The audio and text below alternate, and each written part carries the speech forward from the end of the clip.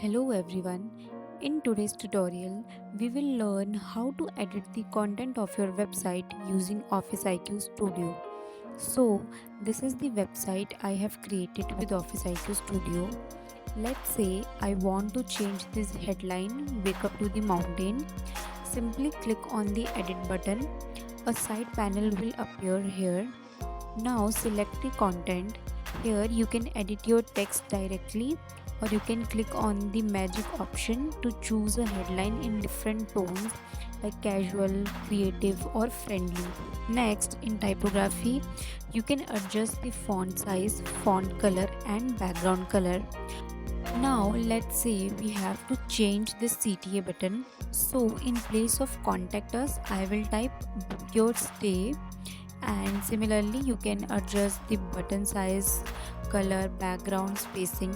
Under spacing you can easily modify the padding and margins.